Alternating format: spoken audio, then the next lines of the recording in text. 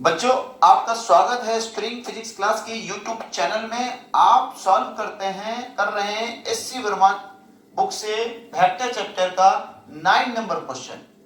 आप गौर कीजिए, इस क्वेश्चन में क्या कहा जा रहा है। इत्मीनान, क्वेश्चन बहुत बड़ा देखने में लग रहा है, लेकिन इसको एक बार पढ़िए इत्मीनान से।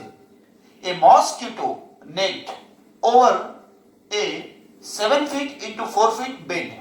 एक मॉस्किटो नेट है, यानी मच्छरदानी जिसको हम लोग कहते हैं। एक मच्छरदानी है जो 7 फीट गुना 4 फीट के बेड पर है। ठीक है, इस 3 फीट हाई और उसकी ऊंचाई है 3 फीट।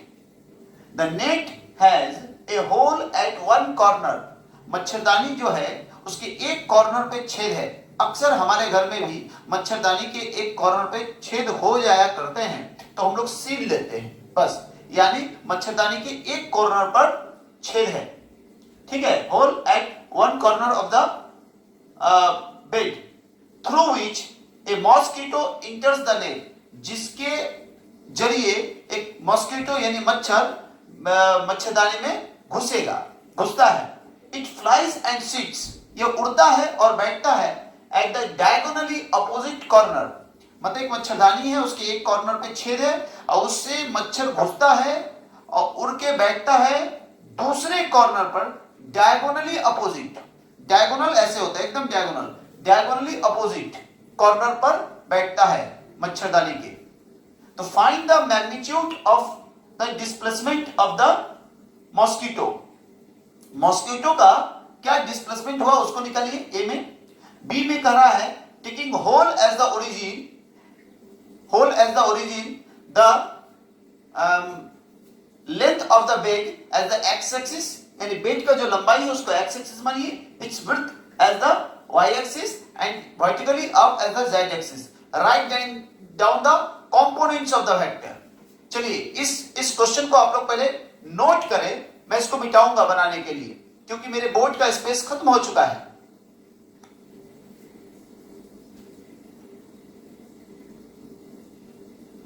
ये एससी वर्मा वेक्टर चैप्टर से 9 नंबर क्वेश्चन है। उम्मीद करता हूं आप लोग इसको उतार चुके होंगे। चलिए मैं इस क्वेश्चन को अब बनाता हूं, स्पेस कुछ खाली कर रहा हूं। ध्यान देंगे आप लोग, मुझे एक नेट बनाना है जिसमें लंबाई चौड़ाई ऊंचाई तीनों है, यानी मुझे एक क्यूबॉइड बनाना है। ठीक है, क्यूबॉइड बनाना है। हिंदी में घनाभ बोलते हैं, इंग्लिश में क्यूबॉइड बोलते हैं। एक क्यूबॉइड बनाना है, ध्यान दीजिएगा।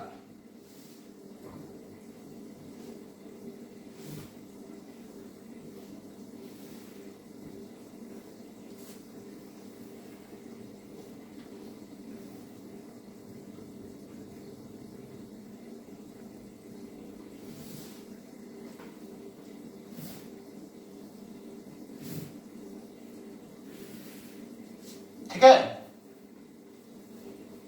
मैं एक क्यूबॉइड बना रहा हूं।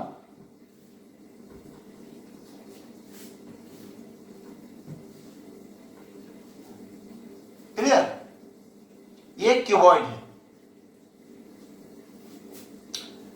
आप इसको मानिए कि इस कॉर्नर पे छेद होगा, इस कॉर्नर पे। ठीक है, इस कॉर्नर पे छेद हुआ और वह इस कॉर्नर पे जा बैठा है। ये डायगोनल है। ठीक है, यह एक डायगोनल है। ये डायगोनल आपको निकालना है, यानी क्यूबॉइड का डायगोनल आपको निकालना है। ठीक है, आपको एक्स वाई जेड कंपोनेंट भी लिखना है। ठीक है, लंबाई को 7 फीट ले लीजिए। ठीक है, लंबाई को 7 फीट, तो मैं इसको 7 फीट लेता हूं।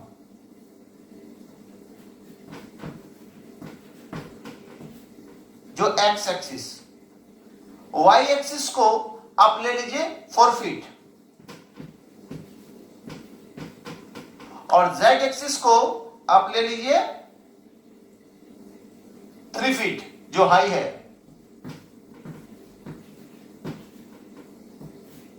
क्लियर, तो ये आपका डिस्प्लेसमेंट वेक्टर है।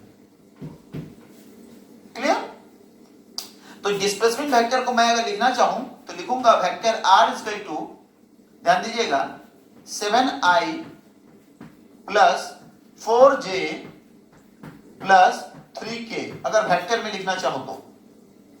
और इसका रिजल्टेंट क्या, इसका मैग्नीट्यूड क्या होगा, root under 7 square plus 4 square plus 3 square.